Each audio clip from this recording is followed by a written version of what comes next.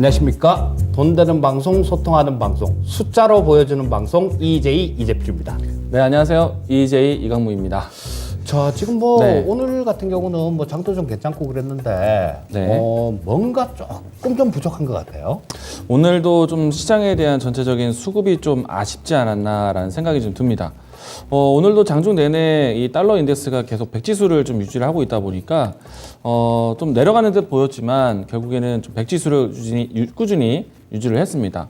그리고 시장 전반적으로 했을 때 오늘은 좀 중앙권 증시에 대한 좀 지적이 좀 많이 나오다 보니까 전반적으로 오늘 아시아 전체의 시선이 좀 곱진 않았다. 그래도 좀 한편으로 본다라면은 전일 이 나스닥 시장 분위기보다는 오늘 우리 증시가 좀 강했다라고 생각이 되고요. 사실 많은 분들은 체감하지 못하겠지만은 오늘 우리 증시는 제법 선방을 잘한 겁니다. 왜냐면은 주변 아시아 증시들이 대부분 하락 마감을 했거든요. 특히나 이제 항생이라든지 중국 상해 종합 같은 경우에는 장중에 좀 아무래도 이제 중국의 봉쇄령에 대한 리스크를 좀 같이 받았다라고 할 수가 있을 것 같습니다. 자, 그리고 뭐 선물 시장에서도 마찬가지였어요. 이 선물 시장에서도 아침에 저 잠깐 좀 플러스권 출발해갖고 외국인들이 뭐 집중적으로 좀 많이 매수를 했었는데 이게 오전에 뭐 한 4천 몇백억 정도 그 정도까지 매수가 들어갔었는데 뭐 저 오후엔 조금 줄었고요. 그런데 이 매수하는 과정에서 이 늘어났던 미결제약정이 막 늘렸었는데 이 미결제약정이라는 게 이 선물을 보는 관점에서는 굉장히 중요한 건데요. 자, 이게 외국인들이 매수하면서는 미결제약정이 늘어주는 게 좋은데 오전에 늘었다가 오후에 다시 이게 미결제약정이 마이너스로 이렇게 접어들어 버렸거든요. 요거는 어떻게 해석을 해야 되냐면 오전에 외국인들 들어왔던 거 뭐 이거 전부 다 단타 치고 다 이렇게 빠져나갔다라는 뭐 그렇게 해석을 해야 될 것 같고요. 자, 그래서 이 좀 그 2730포인트 이 위에도 좀 완전히 좀 이렇게 좀 올려놓고 시원하게 좀 돌파를 했으면 하는 그런 마음이 조금 간절했었는데, 자, 지금 뭐 현재 상황은 뭐 그런 시원한 모습은 나오진 않고요.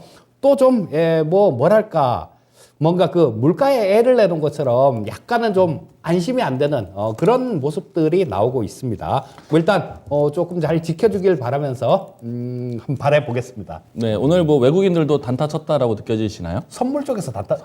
이쪽에서는 네. 지금 요즘은 항상 그래요. 이게 시장이 좀 아침에 좀 이렇게 세게 출발하면 매도를 쳐갖고 이렇게 네. 두들겨 패갖고 네. 좀 이렇게 또 오후에 매수로 청산을 하고 뭐 그런 과정에서 지금 시장이 굉장히 좀 교란이 많이 되는데 이런 부분들은 네. 우리나라 기관들이 조금 자기 역할을 해주면 이것들이 괜찮은데 이런 얘기를 제가 지금 20년 넘게 하고 있어요.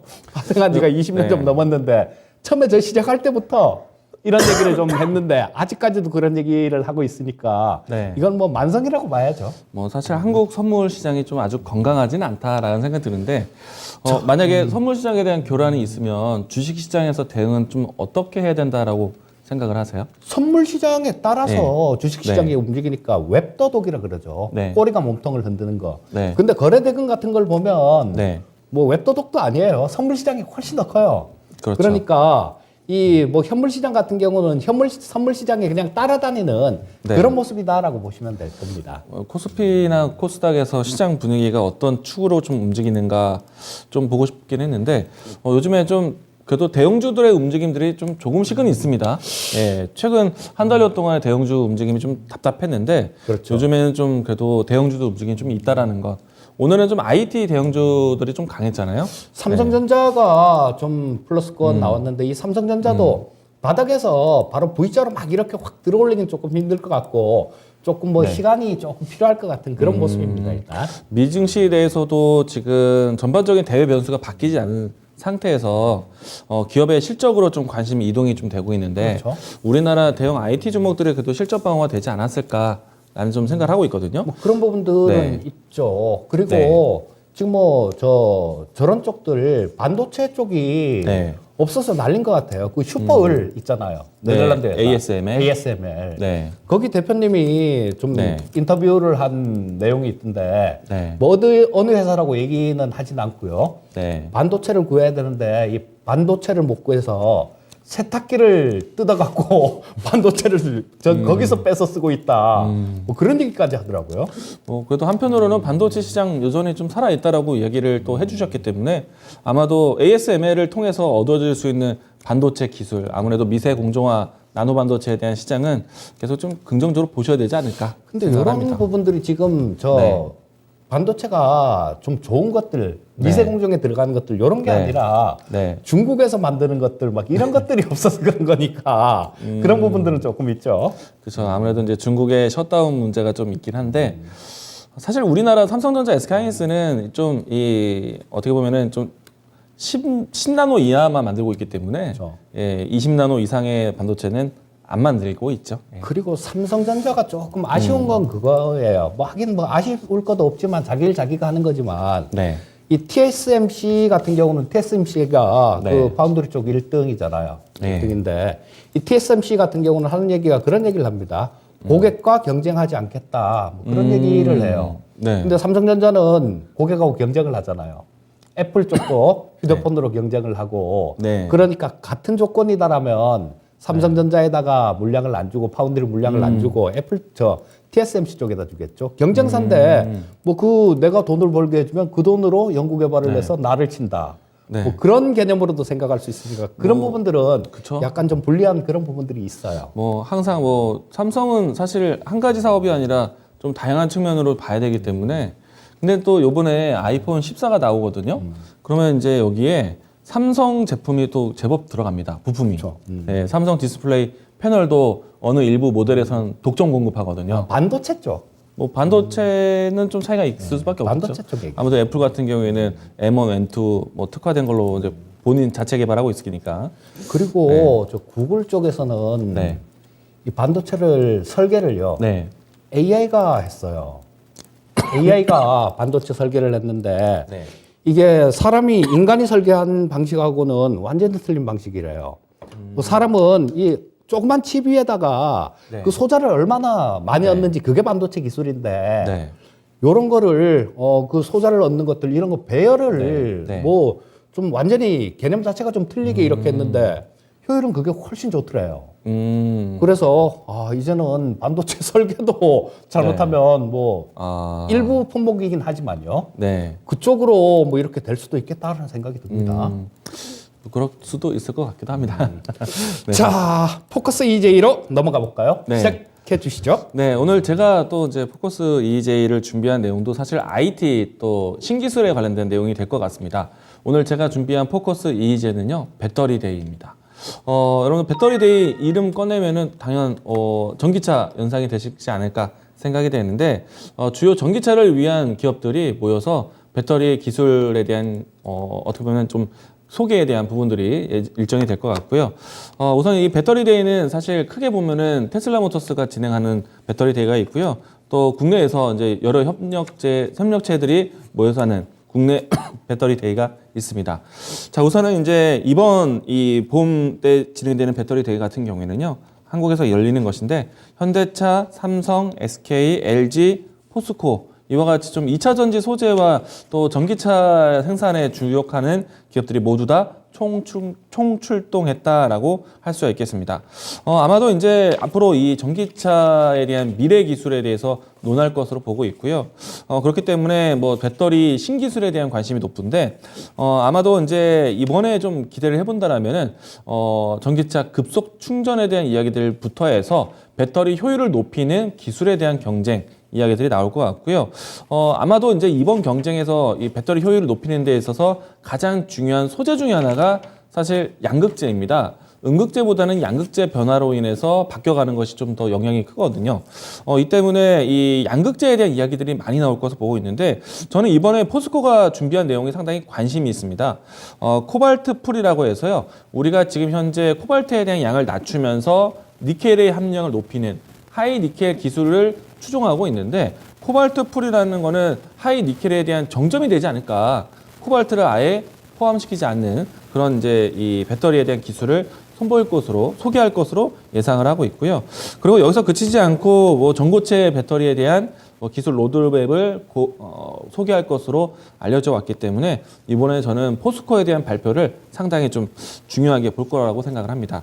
자, 일단은 이제 전반적으로 전기차에 대한 관심이 사실 미래에 대한 성장에 대한 좀 어떻게 보면은 꿈에 대한 관련된 내용들보다는 현실적인 내용이라고 생각을 합니다. 왜냐하면요, 지난해 연말과 올해 초에 이 집계된 친환경차 등록에 대한 추이가 있는데요. 자료 하나 보도록 하죠.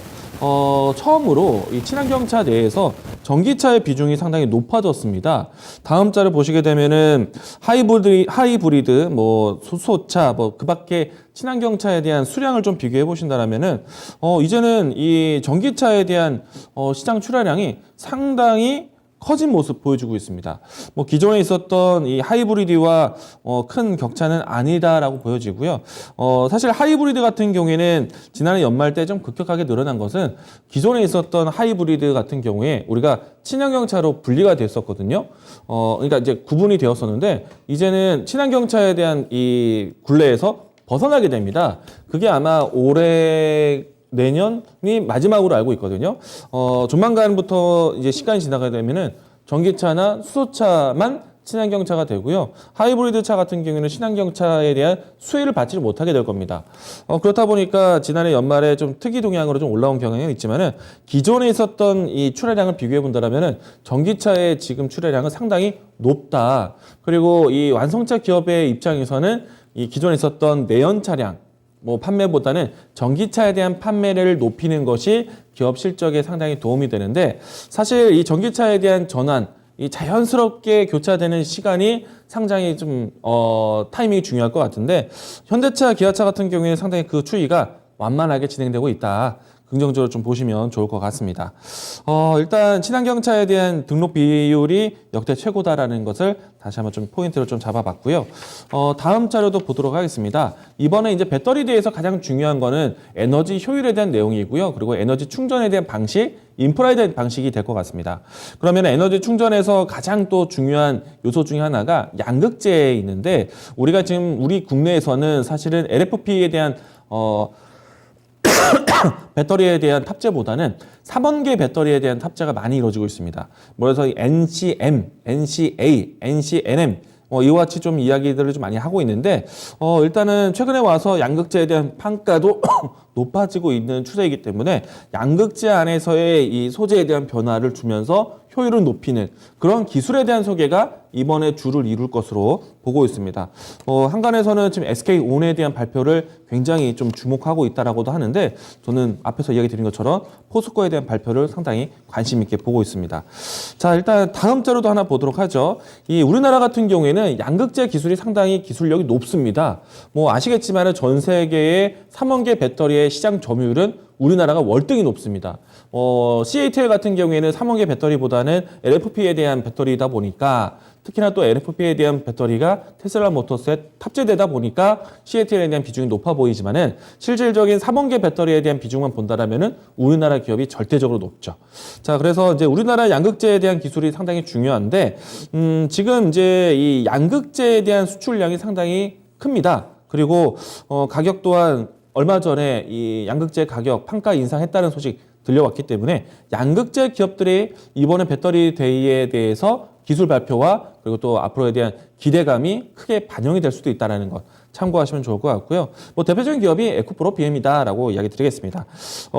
우리가 연초에 에코프로 BM이 좀 리스크를 좀 갖긴 했었지만은 이와 같이 시장에 대한 변화에 대해서 가장 큰 수혜가 될 수밖에 없다 보니까 에코프로 BM에 대한 상승세가 상당히 악재 이후에 상당히 크게 올라왔다는 점도 참고하시면 할 것 같습니다. 다음 자료 하나 보도록 하죠. 일단 에코프로 BM에 대한 전체적인 추이는 과거에서부터 올라왔지만은 전체 시장에서 MCM에 대한 양극재에 대한 수출 추이를 보시게 되면은 지금 올해 상당히 좀 급격하게 늘어나고 있는 모습인데요.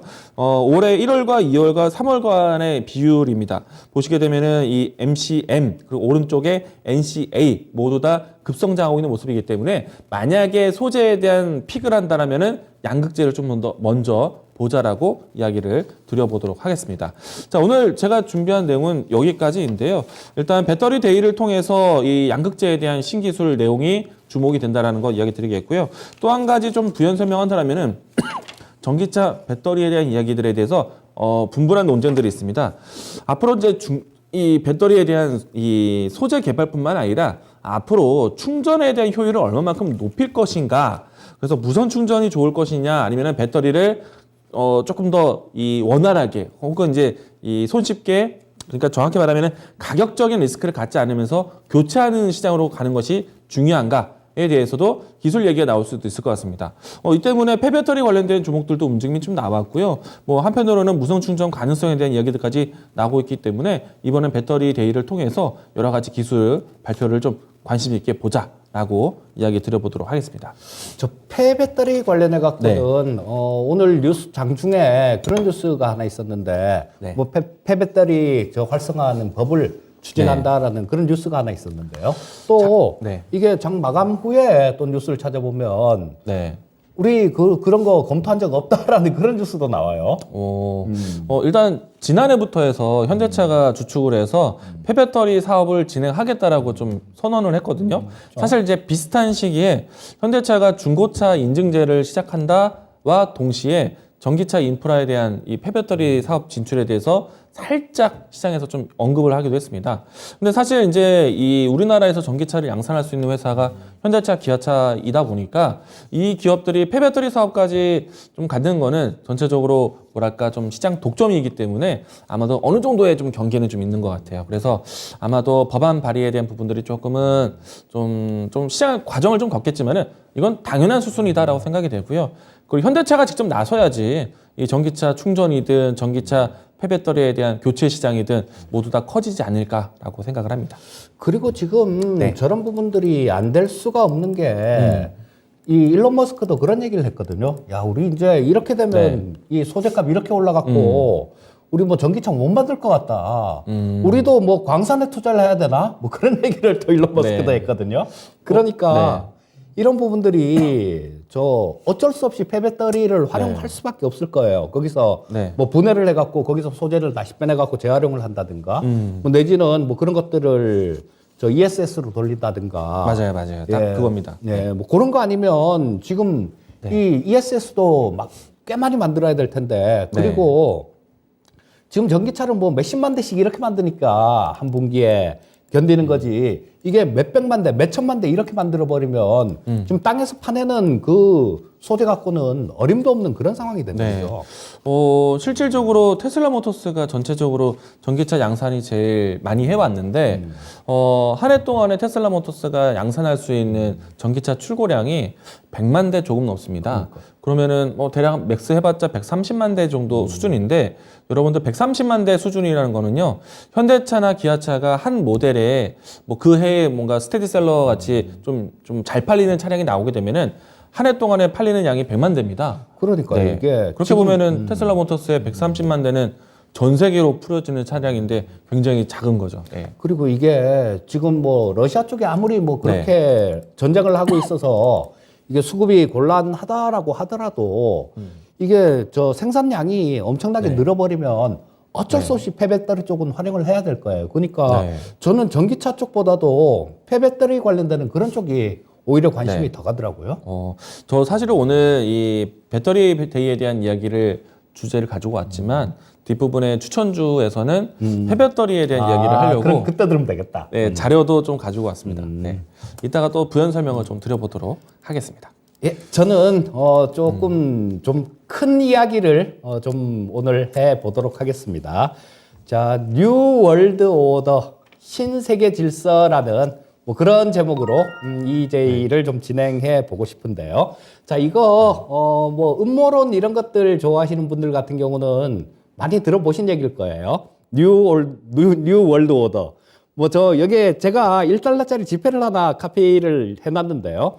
저게 뒷면입니다. 그리고 저 왼쪽에 피라미드가 있고 그 위에 눈이 하나 있죠. 저게 일단 전시안이라 그래요.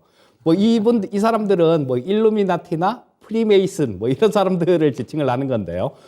결론부터 말씀드리면 오늘 그 얘기를 하려는 건 아닙니다. 근데 재밌으니까 요거는 잠깐 말씀을 드리고 넘어갈게요. 자, 이 프리메이슨이라는 그런 집단이 있는데 1도부터 33도까지의 계급으로 이렇게 피라미드 구조로 이렇게 돼 있다 그러죠. 그리고 제일 위에 있는 저 사람 같은 경우는 가장 위에 33도에 있는 사람 같은 경우는 모든 걸 다 볼 수 있다. 뭐 그런 뜻인 것 같은데, 그리고 이거 참 갖다 붙인 건지 묘해요.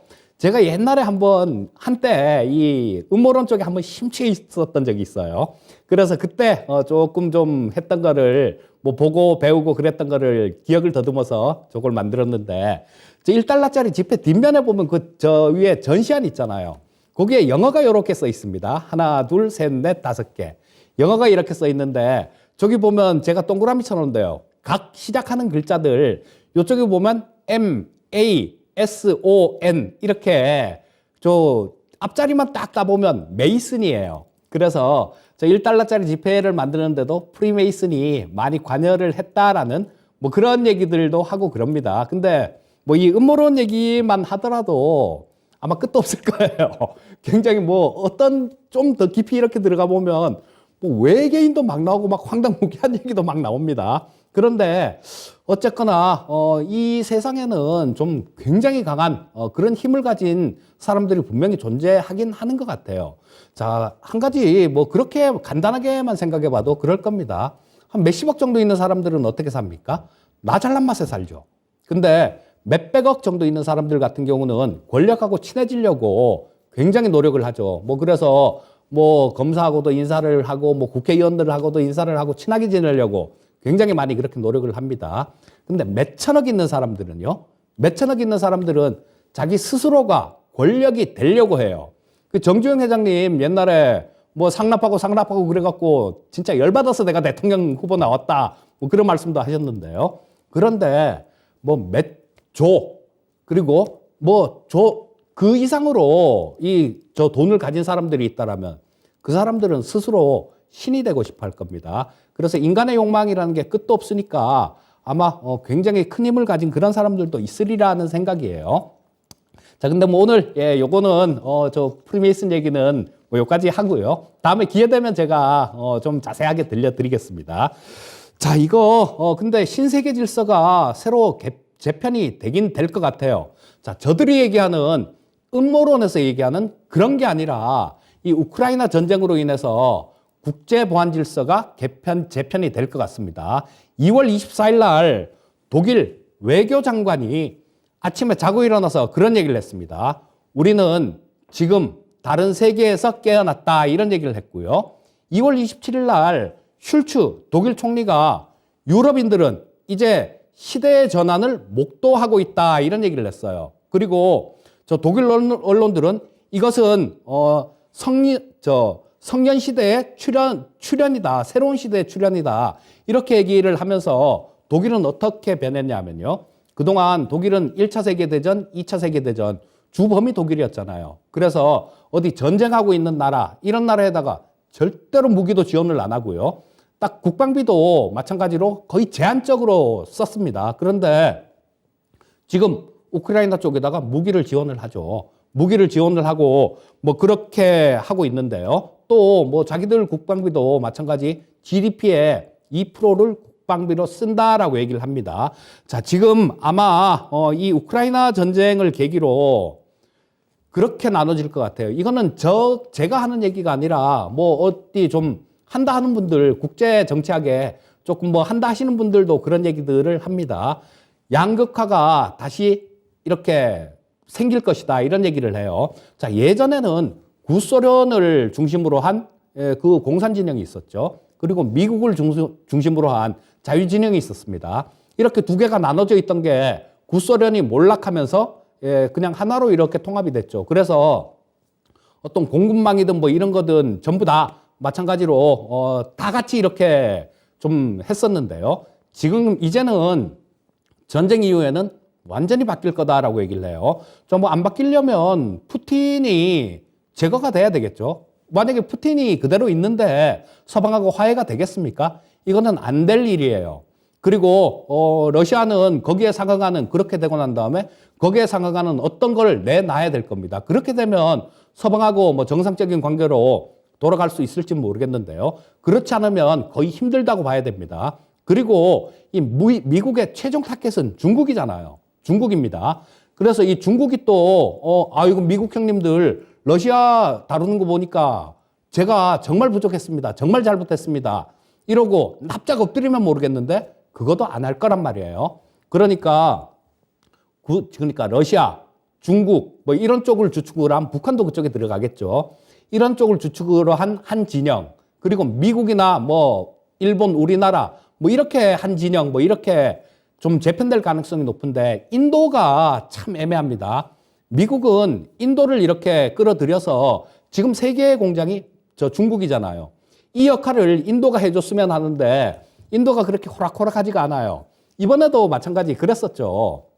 러시아가 그 석유를 수출을 인도에다 굉장히 많이 했습니다. 뭐 인도 같은 경우는 뭐 30%씩 막 DC해주고 막 그러니까 좋다고 샀죠. 근데 이 바이든 대통령이 처음에는 그런 얘기를 했어요. 뭐 그럴 수도 있지. 그런 얘기를 했는데 나중에 전화통화하면서 모디 총리하고 전화통화를 하면서 야, 내가 말이 그렇지 뜻이 그러냐.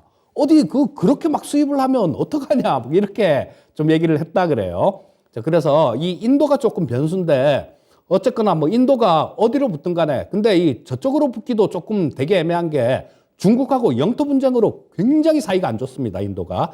그렇기 때문에 요게 변수긴 한데 뭐 어떻게 그렇게 재편이 되지 않을까 싶은 뭐 그런 생각이 들어요. 저도. 그렇게 된다라면 지금 중국하고 러시아에서 만들던 세계의 공장 역할을 하던 그런 부분들도 일정 부분 대체할 수 있는 그런 것들이 있어야 될 거고요.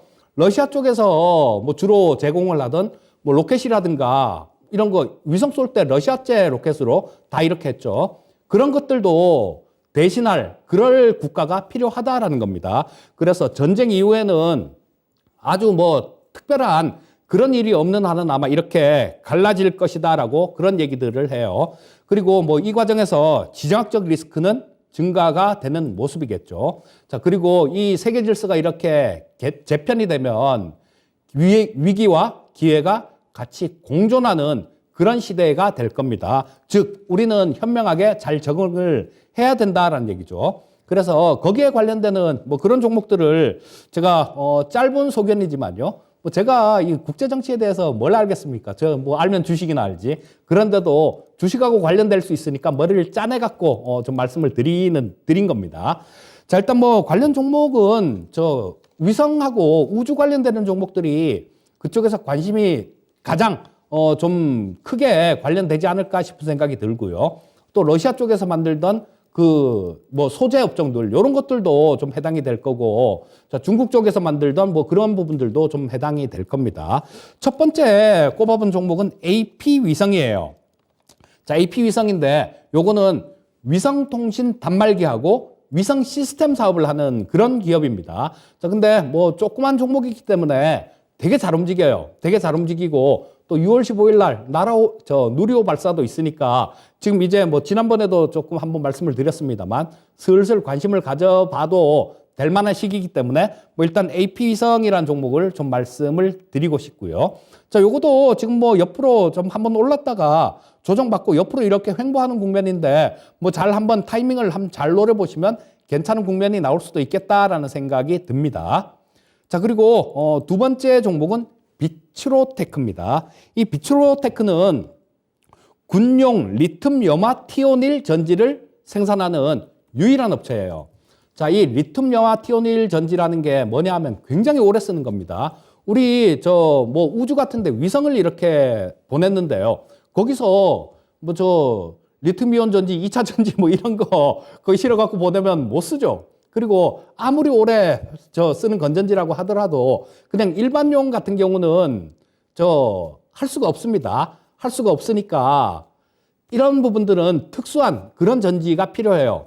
자, 요게 뭐 한 5년 정도를 쓸 수 있는 뭐 그런 기간이라고 해요. 자, 그러면 우리 위성 같은 데 탑재되는 그런 전지들 뭐 이런 쪽은 특수 전지가 필요하니까 이 비츠로테크 같은 회사가 만드는 그 특수 전지가 필요하다라는 얘기입니다. 그리고 이 비츠로테크 같은 경우는 실적도 굉장히 좋아요. 자, 시가총액이 지금 2,500억 정도 되는 수준인데요. 뭐 작년에는 조금 줄어들긴 했습니다만 261억 정도가 영업이익이 났으니까 그렇게 비싼 수준은 아니죠. 그리고 주가 자체는 좀 이렇게 한 차례 파동을 줬다가 지금 22평선을 조정받았다 22평선을 다시 이렇게 돌파하는 그런 국면에 있으니까 한번 신경 써보는 게 좋을 것 같고요. 자, 다음 종목은 효성 TNC도 한번 꼽아봤습니다. 이 효성 TNC는 그런 거죠.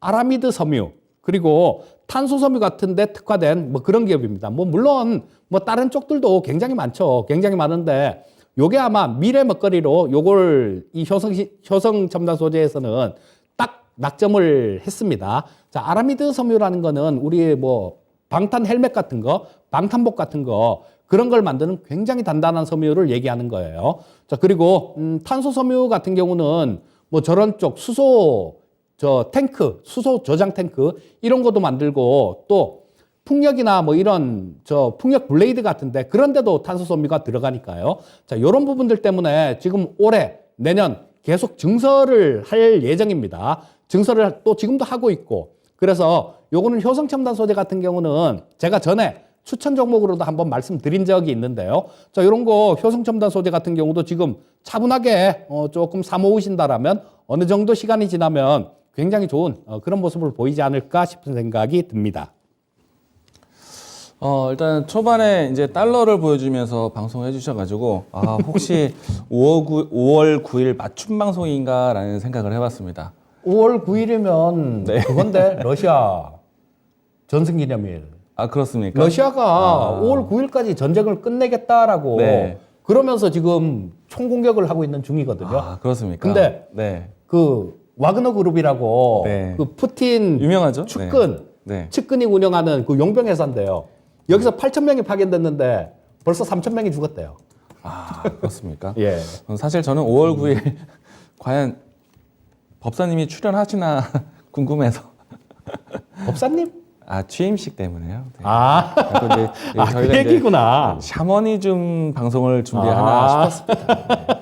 네, 그렇다는 얘기죠. 뭐. 5월 9일은 그 네. 러시아가 전쟁을 끝내고 네. 그 마리오폴 맞습니다, 맞습니다. 거기서 이제 기억이 났어요. 뭐 열병식을 하겠다라는 그랬던 날이고요. 네. 5월 9일이고요.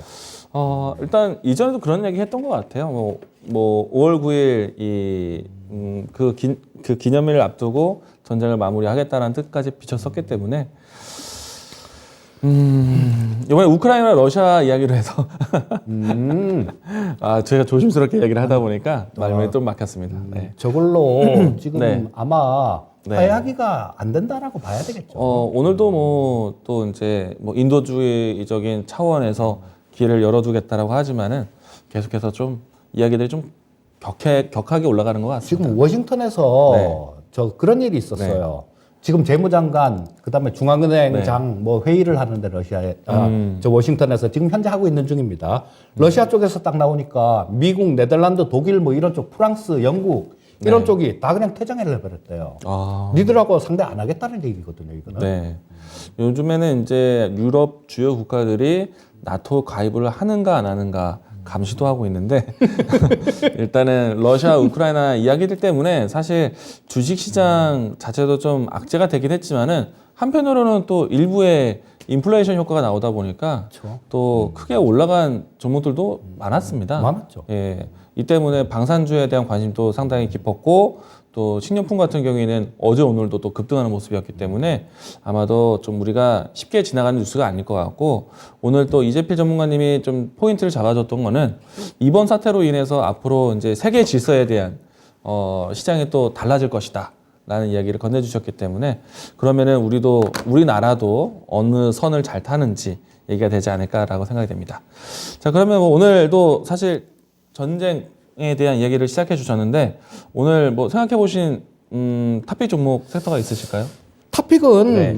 LIG 넥스원을 탑픽으로 꼽아봤고요. 네. 자, 뭐 요것도 마찬가지 제 추천 종목에 있어서 지금 30% 넘게 그 수익 달성을 한 종목입니다. 그리고 딱 7만 원 정도 했을 때 이거 지금 또 다시 사야 돼요라고 말씀도 드렸던 종목인데 그 종목을 탑픽으로 다시 꼽았는데요. 자, 지금 뭐 그림이 준비가 되나요? 천궁 미사일. 요게 천궁 시스템이에요. 자, 저쪽이 이렇게 발사하는데 근데 저거를 우크라이나란다. 아랍에미레이트에서 4조 2천억짜리를 샀습니다. 4조 2천억을 샀고 그다음에 이 사우디 쪽에서도 사우디 방산 전시회에서 이 사우디 왕자님이 굉장히 관심을 많이 가졌다 그래요.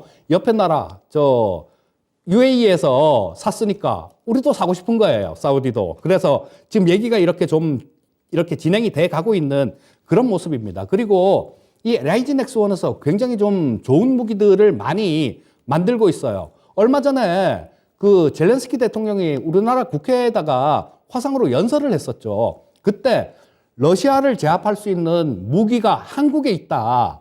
제발 좀 이걸 좀 지원을 해줘라. 이런 얘기를 했는데요. 자, 우리나라는 살상 무기는 지원 안 하겠다라는 그런 원칙 때문에 지원을 안 하는 걸로 했었는데요. 그러니까 그 우크라이나 관료가 야, 그럼 우리 저 LIG 넥스원 회사라도 좀 찾아가 보겠다라고 그런 얘기까지 나왔었는데요. 저겁니다. 가장 좌측에 있는 게 저게 형궁이에요. 형궁이란 무기인데 저게 대전차 로켓포입니다. 그리고 그 중간에 있는 게 저 신이래요. 저분이 여성분이 그쪽에서 뭐 믿고 있는 신이라고 얘기를 하던데 저 안고 있는 무기 저게 제블린입니다. 그래서 이 제블린으로 저 러시아 탱크를 굉장히 많이 좀 무력화시켰어요. 그래서 뭐 어저께인가 그저께 말씀드렸듯이 저 제블린 관련된 노래도 있고 막 그렇습니다. 바이락타르 그거는 저거 드론이고 드론 말고 또 저 제블린으로 굉장히 많은 탱크를 무력화시켰는데 저 우리나라 형궁이 저 제블린에 비해서 성능은 뭐 그게 차이가 없대요. 뭐 우리나라 형궁이 더 좋을 수도 있고 그렇다는데 가성비가 굉장히 뛰어나다 그래요. 그래서 저 형궁 같은 경우도 지금 굉장히 관심을 많이 받고 있는 거고 가장 우측에 있는 거는 저거는 신공이라는 무기입니다. 자, 저거는 뭐 항공, 지대공 미사일. 그러니까 들고 다니면서 저 뭐 항공기나 뭐 저 헬리콥터 같은 것들, 무장 헬기 같은 것들, 이런 것들을 격추를 하는 건데요. 자, 저런 쪽으로도 지금 관심이 굉장히 높아졌어요. 자, 젤렌스키 대통령이 그런 얘기를 했습니다. 저런 무기를 갖고 우리는 러시아를 제압할 수 있다라고 제발 좀 한국 니네가 지원 좀 해줘라고 얘기를 했기 때문에 뭐 앞으로 관심도는 훨씬 더 높아질 겁니다. 또 LIG 넥스원의 경우는 앞으로 클 수 있는 그런 게 굉장히 좀 진짜 큰 기회다라고 봅니다. LIG 넥스원뿐만 아니라 우리나라 방산들 다 마찬가지예요. 대형 방산사들. 이 러시아가 전 세계 수출하는 게 20% 수출 물량의 20%를 러시아가 수출을 했습니다. 근데 지금 수출길은 다 막혔죠, 이제는. 다 막혔기 때문에 그 무기를 수출하던 국가들 이런 쪽에서 거기에 대체할 물건들을 찾아야 돼요. 찾아야 되는데 미국 같은 경우는 뭐 좀 좋은 무기는 안 팔고요. 전략 무기 같은 경우는 안 팝니다. 그래서 우리나라가 뭐 거기서 굉장히 큰 수혜를 받을 것 같아요. 우리나라의 경쟁 국가는 독일 정도가 될 텐데 독일도 연구 개발을 굉장히 많이 하겠죠. 하지만 일정 부분들은 우리나라 업체들이 갖고 올 걸로 믿어 의심치 않습니다. 그래서 굉장히 좋은, 굉장히 큰 그런 기회를 맞고 있다라고 말씀드리고 싶고요. LIG 넥스원 같은 경우는 꾸준히 관심을 가져보시면 좋겠습니다. 네. 일단 LIG 넥스원 같은 경우에는 이재표 전문가님 방산주 이야기를 많은 차례 많이 이야기 주셨잖아요. 예. 그래서 꾸준히 언급했던 종목이라서 EJ 시청자분들은 잘 기억하실 종목이라고 생각합니다. 그렇죠. 네. 뭐 앞으로도 계속해서 좀 주목받는 종목이니까 관심권에서 보시길 바라겠습니다. 자, 그러면은 이제 저희 이제 추천주 시간으로 넘어가 볼까요? 자, 오늘 시청자님들 질문은 없으신가요? 저희가 사실은 이재표 전문가님이 이야기하시는 동안에 예. 제가 유튜브에 참석해서 예. 여러분들과 좀 대화를 하고 있었는데 초반에 이재표 전문가님이 준비하신 달러 예. 사진으로 예. 많은 분들이 또 궁금해하시고 또 서프라이즈 재밌게 보고 있다는 이야기를 많이 해주고 계셨습니다. 이거 제대로 얘기하려면 여기서 네. 얘기할 수 있는 게 아니라 배워야 산다해서 얘기를 해야지 네. 제대로 하는데 저는 한번 또 해드렸던 기억도 나기도 하는 것 같아요. 정말로 배워야 산다 하셨습니까? 2018년도에 제가 한번 해드렸었던 것 같아요. 아마. 그렇군요. 네, 일단 그런 얘기는 사실 재밌죠. 언제 들어도 재밌죠? 재미있고 재밌는 네. 얘기예요. 네. 또 이제 저희가 이제 그렇죠. 네. 말을 안 하겠습니다. 예. 주변에 법사가 없어가지고. 네. 자, 아무튼 일단 많은 분들이 좀 대화를 또 다 즐겨주고 계신데요. 저희가 너무 채팅 참여를 많이 해서 그런지 종목에 대한 질문보다는 저희하고 또 사담을 나누는 직접적인 소통도 많은 것 같습니다. 아니 사담을 나눠도 좋아요. 그렇죠? 뭐 어떤 네. 거든지 네. 다 좋습니다. 뭐 이재필이 너 왜 그래 살쪘냐? 뭐 그런 얘기도 좋고요. 그렇기 때문에 저 유튜브가 항상 열려 있다. 여러분들과 소통을 잘하고 있다. 있다라는 것을 또 이야기 드리고 싶었습니다. 자, 그러면 이제 추천 종목으로 넘어가 볼까요? 네.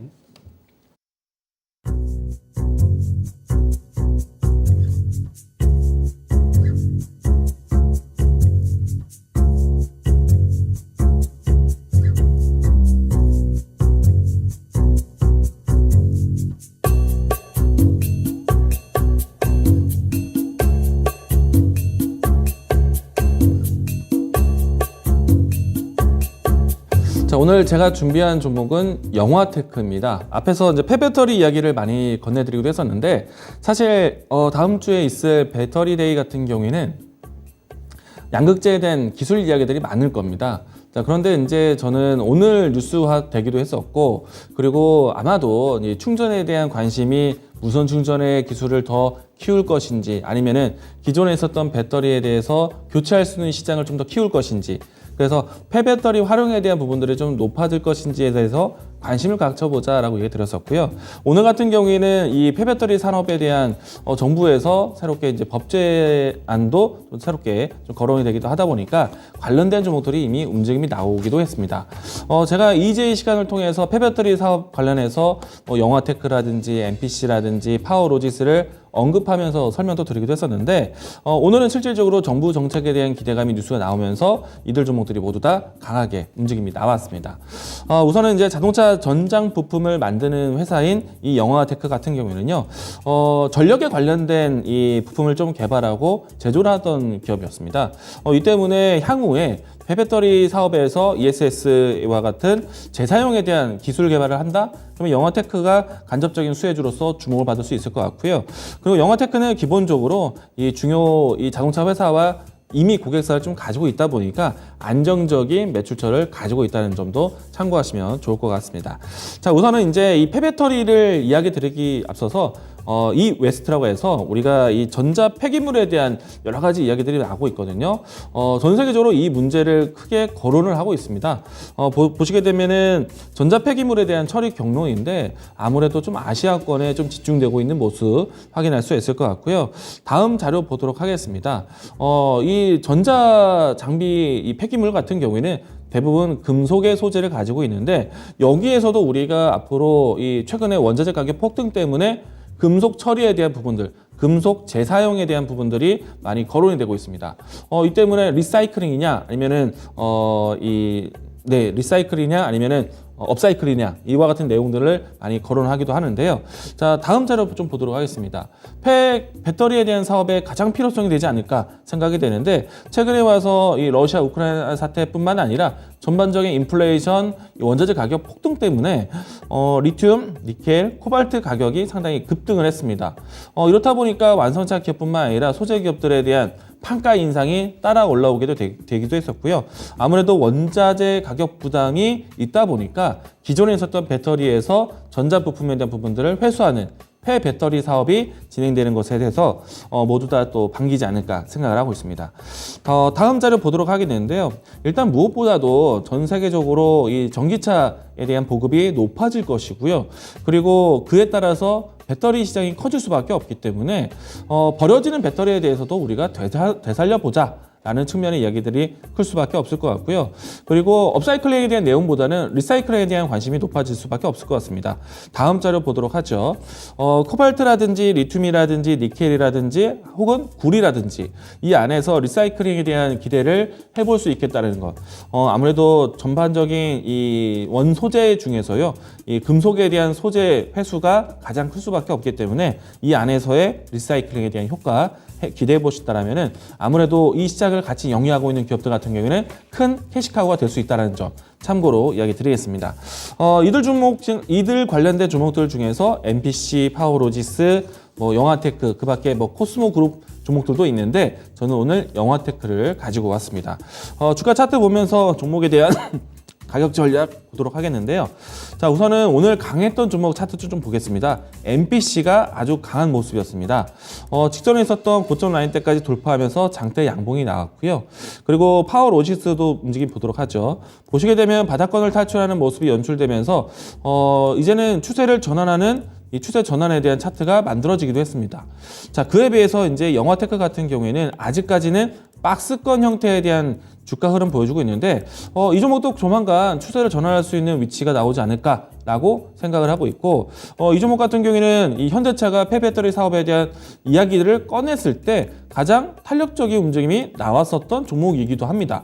그렇기 때문에 현대차뿐만 아니라 주요 기업들에 대한 폐배터리 사업에 대한 이야기가 나온다라면은 영화테크에 대한 움직임들 역시도 큰 텐션을 기대해보자라고 할 수 있겠고요. 자, 이 종목 같은 경우에는 지금 박스권 상단에 걸쳐 있긴 하지만은 저는 긍정적으로 봅니다. 다음 주에 배터리 데이를 통해서 뭐 양극재 소재에 대한 기술 뉴스도 많겠지만은 충전에 관련된 인프라에 관련된 그리고 폐배터리 재사용에 관련된 이야기들도 같이 언급될 수 있기 때문에 저는 지금 시기 좋은 타이밍이라고 보여집니다. 시청자분들 같은 경우에는 박스권의 중턱까지 좀 분할 접근하신다면 좋지 않을까. 가격적으로 본다면은 18,000원 초반대까지 분할 접근하셔도 좋을 것 같고요. 자, 저는 방송으로 일단은 시초가 주문 넣겠는데 1차적인 목표가는 지난 신고가 돌파하는 21,500원 라인대, 손절 라인은 16,900원 제시하도록 하겠습니다.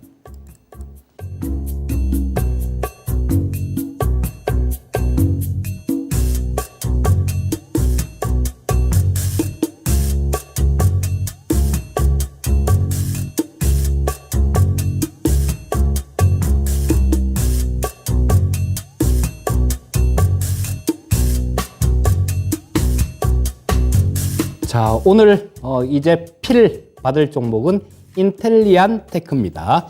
자, 이 인텔리안 테크는 저궤도 위성통신용 안테나하고 그다음에 각종 안테나류 이런 것들을 하는 기업이고요. 해상 수신용 안테나들 이런 것들도 망망대해 해상에서 통신이 잘 안 될 경우에 그런 것들을 원활하게 해줄 수 있는 그런 부분들도 하고 있는 상황이고요. 그다음 게이트웨이를 생산을 하는데 저 게이트웨이라는 게 뭐냐 하면 두 개의 서로 다른 통신 네트워크를 연결하는 그런 장치를 얘기하는 겁니다. 그러니까 연결 체계가 틀린 거를 연결하는 거니까 꼭 필요한 그런 장치다라고도 볼 수 있겠죠. 자, 그리고 지금 이제 거의 점검 막바지 단계까지 들어간 것 같습니다. 6월 15일 날 누리호가 발사 예정으로 있죠, 지금. 자, 근데 이 누리호 같은 경우는 처음에 자, 지금 저게 누리호인데 좋아요. 딱 보기만 해도 막 배가 부르고 그런 것 같습니다. 요번에는 처음에 1차 발사를 했을 때 거의 성공을 했는지 알았죠, 우리. 거의 성공을 한 줄 알았는데 아깝게 좀 실패를 했는데요. 아마 이번에는 꼭 성공하지 않을까 싶은 생각이 들고요. 자, 우리나라가 진짜 저게 좀 제대로 성공을 한다라면 진짜로 우주 강국으로 나설 수 있는 그런 도약의 발판이 된다라고도 볼 수 있습니다. 지금 아까도 잠깐 언급을 해드렸었는데요. 이 금액도 저 로켓을 발사하는 그 로켓은 전 세계가 지금 위성을 쏘는데 일론 머스크가 쏘는 그거 말고요. 대충 다른 것들이 쏘는 것들 거의 대부분이 러시아 로켓을 이용을 했습니다. 그래서 이번에 원앱도 로켓을 저 위성을 쏴 올려야 되는데 러시아가 영국이 러시아 원앱의 지분을 갖고 있다고 이 원앱에다가 영국이 지분을 팔면 우리가 그때 위성 쏴줄게 이런 얘기를 합니다. 자, 지금 웬만해서는 쏠 수가 없어요. 그 위성을 쏠 수 있는 유일한 대안은 지금 스페이스X죠. 스페이스X인데 일론 머스크가 운영하는 회사죠. 자, 근데 지금 내년까지 이게 꽉 차 있어갖고 지금 쏠 수가 없습니다. 그런데 우리가 이거를 성공을 하게 되면 그렇죠. 굉장한 일대 사건이 될 수도 있습니다. 그리고 우리나라가 좀 운이 좋았어요. 지금 우리나라 무기들 아까 좀 말씀드렸던 부분들 그런 것들도 예전에 우리 러시아하고 불곰 사업이라는 걸 했었는데 그게 뭐냐 하면 러시아한테 차관을 우리가 빌려줬었거든요. 근데 얘네들이 돈이 없어서 못 갚는다 그러니까 우리가 그럼 무기라도 달라고 그러니까 신형 무기를 막 줬어요. 그래갖고 우리가 그런 거를 바탕으로 상당히 좀 군사 기술이 무기 기술이 많이 발전이 됐습니다. 그리고 이것도 마찬가지예요. 로켓 기술도 마찬가지. 러시아가 좀 이게 엔진 모형을 우리나라에 갖고 와야 되는데 얘네들이 모형 만드는데도 돈이 많이 들어가니까 실제 엔진을 갖고 와버린 거예요. 그래서 우리나라가 운이 굉장히 좋게 그 로켓 기술을 좀 습득을 할 수가 있어서 그래서 아마 이번에는 진짜로 뭐 성공을 하지 않을까 싶은 생각이 들고요. 자, 이 위성통신은 우크라이나전에서 진가를 발휘했습니다. 우크라이나 젤렌스키 대통령이 일론 머스크한테 요청을 했어요. 자, 우리 좀 인터넷 통신망이 끊어지면 안 되니까 인터넷 좀 되게 좀 해줘라. 그러니까 일론 머스크가 오케이 하더니 그 스타링크 서비스죠. 위성을 통해 갖고 우크라이나에다가 인터넷이 되게 이렇게 연결을 해주고요. 그 통신 단말기도 한 5,000개 정도를 그쪽으로 보냈습니다. 그래서 그 결과 이번에 러시아 그 흑해함대 기하묘 모스크바함 그게 저 함장 그러니까 제독이 타고 있는 우리나라 옛날로 따지면 이순신 장군이 타고 있는 배예요. 그게 모스크바호였었는데 흑해함대에 거기다가 미사일을 2발을 쏴서 이걸 침몰을 시켰는데요. 완전히 러시아의 자존심이 무너진 겁니다. 그래서 끝까지 러시아는 이거 침몰한 게 아니라 뭐 우리가 배에서 불이 나갖고 그렇게 된 거야라고 얘기를 하는데 미사일 맞은 게 맞아요. 거기서 이것도 일론 머스크가 관여가 된 겁니다. 스타링크 서비스가 관련이 된 거예요. 드론으로 그 정확한 위치 그런 것들을 파악을 하고 이걸 다시 저 위성으로 보내고 그런 과정에서 이게 일론 머스크가 관련이 됐다라는 얘기죠. 그래서 푸틴이 야 일론 머스크가 쏴올린 위성 그거 다 추락시켜버려 뭐 그렇다는 얘기까지 있습니다. 그래서 전쟁에서 이제 정말로 이런 부분들이 엄청나게 큰 위력을 발휘할 겁니다. 그리고 지금 이 우크라이나전에서 얼마나 이게 큰 거다라는 걸 봤기 때문에 아마 제 생각에는 이제부터는 전 세계가 아마 위성통신 이런 쪽에 굉장히 집중을 많이 할 것 같아요. 자, 그렇다면 이 인텔리안테크 같은 종목들은 계속해서 꾸준하게 커나갈 가능성이 굉장히 높은 그런 기업이다라고 볼 수 있습니다. 자, 그래서 뭐 이런 것들은 뭐 단타를 친다기보다는 뭐 스윙 매매 정도도 가능하긴 할 거예요. 왜냐하면 저 또 6월 15일 날 누리호를 발사를 하니까 뭐 스윙 매매도 가능하겠지만 일단 뭐 제가 추천하는 바는 조금 길게 장기로 좀 들고 가는 그런 전략을 좀 말씀드리고 싶고요. 자, 가격 전략을 말씀드리면 가격은 일단 매수가는 내일 아침 시초가로 하시면 될 것 같고요. 목표가는 10만 원 말씀드리겠고 손절가는 76,500원 제시해 드리겠습니다. 자, 뭐 오늘도 뭐 숨가쁘게 1시간을 달려왔는데요. 언제나 여기 앉으면 그렇습니다. 뭐 말 몇 마디 하면 시간이 네. 금방 훅 가버리는 것 같아요. 저도 사실 오늘 그 달러의 뒷면에 대해서 상당히 좀 궁금했는데 제가 나중에 한번 이재필 전문가님께 또 깊게 한번 들어보도록 하겠습니다. 제가 기회가 되면요. 나중에 네. 한번 그쪽에서 조금 되게 재밌는 얘기들이 많아요. 실제로 일어났던 일하고 관련되는 그런 부분들도 네. 있고 막 그렇기 때문에 나중에 한번 기회가 되면 좀 자세하게 말씀드리는 시간을 갖도록 하겠습니다. 자, 오늘도 뭐 끝까지 좀 시청해 주셔서 감사드리겠고요. 이어서 이강무 전문가는 투자의 신 오늘 하시죠. 네, 오늘 스케줄이 있습니다. 투자의 신도 많이 좀 시청해 주시고요. 자, 늦게까지 시청해 주셔서 감사드리고 편안한 저녁 시간 되시길 바라겠습니다. 감사합니다.